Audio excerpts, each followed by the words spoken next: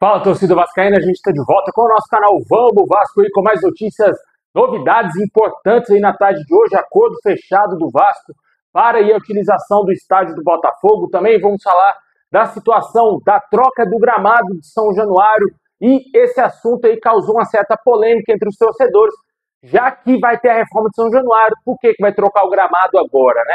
Vamos explicar essa situação, vamos falar também aqui de jogadores que estão definidos, que serão titulares no jogo contra o Grêmio. O Diniz vai fazer muitas mudanças, porque não vamos ter 4 jogadores no mínimo, né? E se não tiver outras lesões no decorrer do tempo. Mas até agora, 4 desfalques para esse jogo tão importante para o Vasco. E o Vasco ainda, segundo o Globoesporte.com, trouxe uma matéria importantíssima agora há pouco, ainda sonha com a vaga a Libertadores. E para isso, a conta é muito simples. Vamos trazer aqui como que está essa situação, você vai entender tudo no nosso vídeo. Mas antes de começar, deixa aquele like, se inscreve, ativa o sininho aí para você receber os vídeos postados aqui do canal.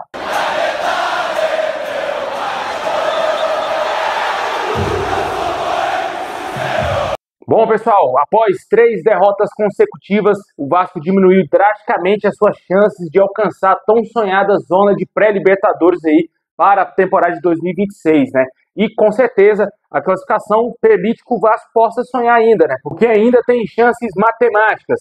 Depois de perder por 3-1 para o Juventude, o discurso interno é de juntar os cascos da fase ruim e seguir em busca da parte de cima da tabela ainda, após essa pausa para a data FIFA. O Vasco está hoje na 10ª colocação com 42 pontos apenas, terminou a 33ª rodada com apenas esses pontos, né? Bem distante aí, 9 pontos do G7.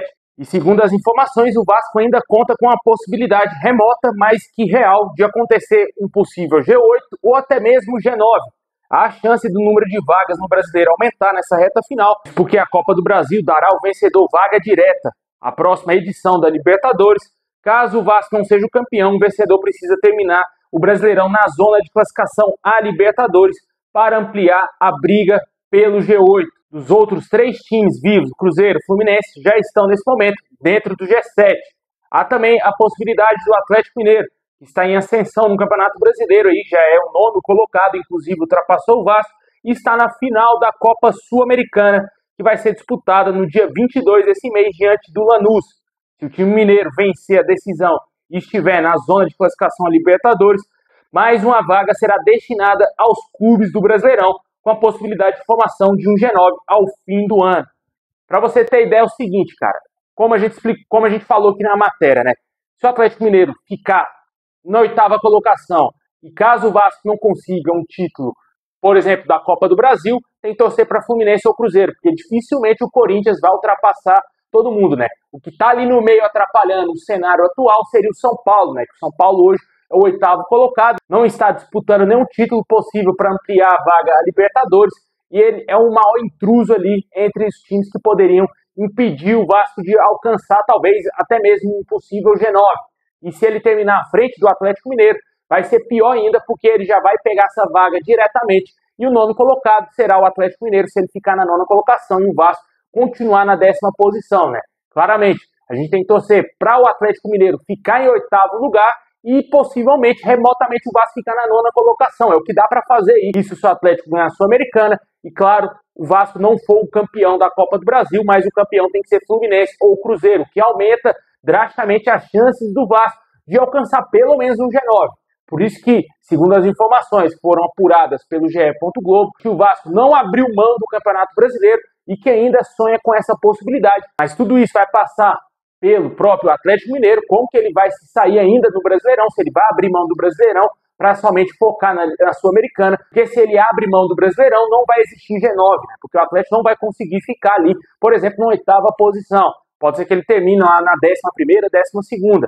Com certeza a gente torce para que, se o Atlético Mineiro ficar à frente do Vasco, o Vasco fique logo atrás, para que o Vasco possa conseguir ir para a pré-Libertadores e, logicamente, o São Paulo ficando atrás do Vasco. Esse é o cenário. Porém, número de pontos, para você ter ideia, o cálculo feito pelo Globo Esporte mostra que a média de pontuação do 7º colocado nas últimas 10 edições, que é o que existe hoje no Brasileirão, né, o G7, foi de 56 pontos. Para chegar a essa meta, o Vasco teria que ser perfeito nas últimas 5 rodadas do Campeonato Brasileiro e somar 15 pontos dos 15 possíveis para conseguir chegar nessa tão sonhada pré-Libertadores. Em um cenário de um possível G8, a pontuação média dos últimos 10 anos foi de 54 pontos. O aproveitamento precisaria ser de 4 vitórias em 5 jogos, 80%. Em último caso, para um possível G9, que é bem complicado de acontecer, mas ainda é possível, a pontuação média da última rodada foi de 53 pontos. Calendário desfavorável nessa reta final, depois da data FIFA, o Vasco terá 3 jogos fora de casa e apenas 2 partidas como mandante, né? Os 2 próximos jogos do Vasco são complicadíssimos, onde o Vasco, se pontuar em um jogo apenas, já vai ser muito, pelo retrospecto que o Vasco vem mostrando aí nos últimos jogos, né? Vamos ter Grêmio fora e Bahia fora. Um time aí que está tentando reagir no Brasileirão, que é o Grêmio, e o Bahia está tentando conseguir a vaga direta à Libertadores via G4, G5, né? Que já está implementado aí, que dá até o quinto colocado a vaga direta à Libertadores aí na fase de grupos.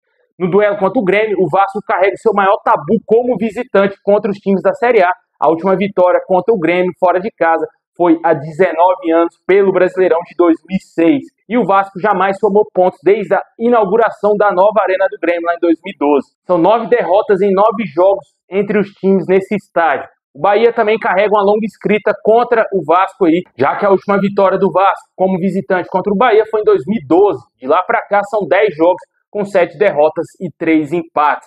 Após o jogo contra o Bahia, vamos ter Internacional em casa, em São Januário, no dia 28. Ainda falta definir o jogo contra o Mirassol e Atlético Mineiro. Será certamente na primeira semana de dezembro, já que no dia 11 vamos ter o primeiro jogo da semifinal diante do Fluminense e o jogo de volta no dia 14 de dezembro. Comenta aí se você acha que o Vasco ainda tem chance, tem condições de sonhar com um hipotético G9, G8, que seja. G7 eu acho que já foi. A única chance do Vasco, que eu enxergo do Vasco ainda conseguir algum tipo de pré-Libertadores, seria via G9. Tem que torcer para o Atlético Mineiro ficar à frente, principalmente do São Paulo e do próprio Vasco, para o Vasco ficar logo atrás, tanto também, lógico, na frente do São Paulo. O Vasco é fundamental o Vasco ficar na frente do São Paulo. Se o Vasco não estiver à frente do São Paulo, o Vasco não vai conseguir essa vaga aí para a pré-Libertadores, né? É uma série de combinações malucas, mas que no fim pode resultar, quem sabe, com a vaguinha caindo no colo do Vasco, né? Se o Vasco for muito incompetente, ele ainda vai perder essa vaga, se eu não me engano, até mesmo para o Ceará, né? Porque o Ceará está jogando mais que o Vasco.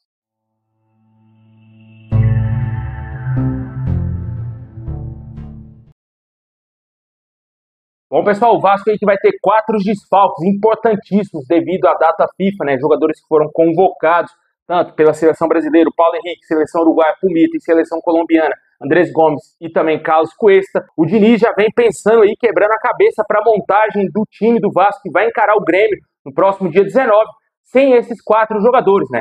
Certeza mesmo, que a gente sabe é que o Tietê será lateral direito nesse jogo, já foi confirmada essa informação. E também devemos ter o Lucas Oliveira jogando como zagueiro ao lado do Robert Renan. Claramente aí o Moura não será deslocado para a zaga, porque não tem um outro volante para atuar ali na posição dele, já que o Tietê vai ser deslocado para a lateral direita. Aí o Diniz não vai ter que improvisar, vai ter que colocar um jogador da posição ali, que é o Lucas Oliveira, ou a menos que ele esteja louco, colocar o Maurício Lemos ali, né? Um jogador que sequer vem sendo relacionado. São os 2 únicos zagueiros do elenco vascaíno, além do Carlos Cuesta, que jogam pelo lado direito.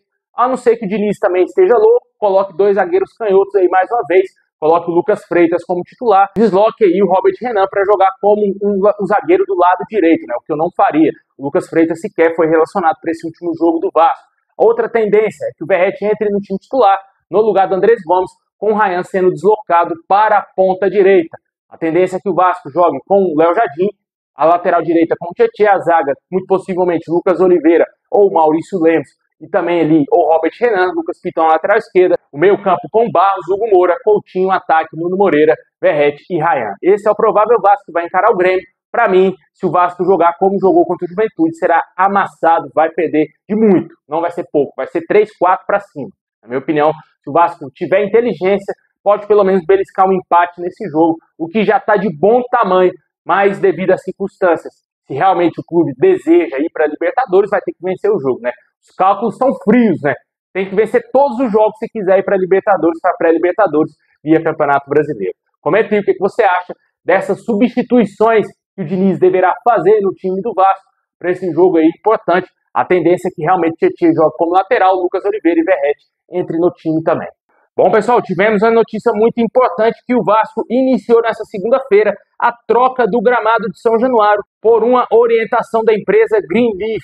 Segundo as informações, o planejamento prevê que a nova grama esteja pronta para o jogo diante do Internacional no dia 28 desse mês de novembro, aproveitando o intervalo sem partidas no estádio até a referida data. A execução da operação está sendo conduzida integralmente pela Greenleaf, empresa responsável pela manutenção do campo de São Januário. Essa notícia causou um certo alvoroço nos torcedores, porque o Vasco está em vias de começar as obras no estádio de São Januário. No sentido de fazer agora uma reforma no gramado, trocar o gramado, não faz sentido algum, a menos que possa ter acontecido algum problema aí muito sério. O Vasco não vai iniciar as obras no estádio agora, no próximo ano. Pode ser que isso fique para depois, para 2027, sei lá quando. Mas aparentemente não vejo sentido nisso, E isso vem causando um certo alvoroço também nos torcedores vascaínos nas redes sociais. O que a gente sabe é que vai existir sim essa troca e de que o Vasco já fez um acordo com o Botafogo para jogar no Newton Santos. O acordo foi feito aí com o John Textor para que o Vasco utilize o estádio do Botafogo durante 3 anos e vai pagar um aluguel de cerca de R$250 mil por jogo para poder utilizar o Engenhão. Segundo as informações do Globoesporte.com, está previsto que a reforma de São Januário inicie no primeiro semestre de 2026. O trato entre os clubes, como eu disse, será válido por 3 anos. Segundo as informações, o início da utilização do estádio está previsto aí para realmente o início do ano que vem. E em outubro, o clube e a Prefeitura do Rio de Janeiro, que assinaram o termo definitivo de transferência do potencial construtivo de São Januário, o documento assinado dá autorização formal ao Vasco para a comercialização do potencial construtivo do estádio. A Sod Capital é a principal interessada. Recentemente, o clube renovou o prazo para que a empresa exerça a compra até o dia 12 de dezembro. A empresa teria sinalizado a opção de compra em um valor superior a R$500 milhões, que era o montante almejado pelo clube no início das negociações. A formalização dessa etapa permite ao Vasco iniciar a fase final de estruturação financeira da obra.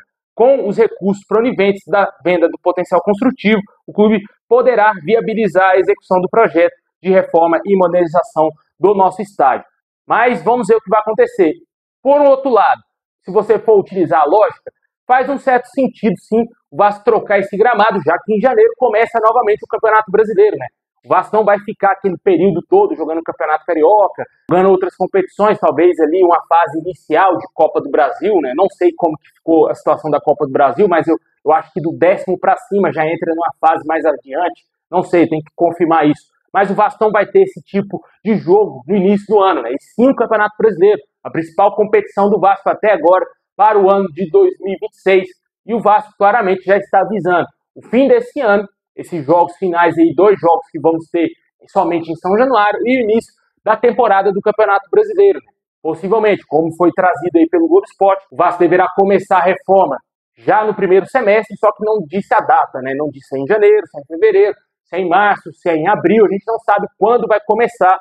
O que a gente sabe é que essa troca dessa grama vai acontecer e possivelmente também o Vasco iniciará o Campeonato Brasileiro jogando nesse estádio, da forma que está lá São Januário, Comenta aí o que você acha dessa troca, se você achou meio estranho, se você acredita que realmente vai acontecer a venda do potencial construtivo de São Januário. Outro assunto que o torcedor segue muito esperançoso, além dessa venda desse potencial construtivo, é lógico, a venda da SAF do Vasco para a Crefisa.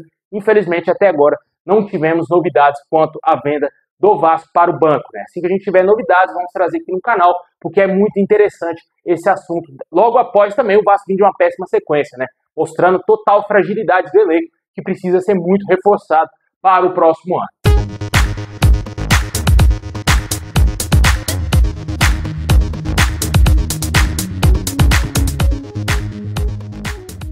É isso aí, pessoal. Muito obrigado por ter assistido até o final. Deixa aquele like, se inscreve, ativa o sininho. Tamo junto. É nóis.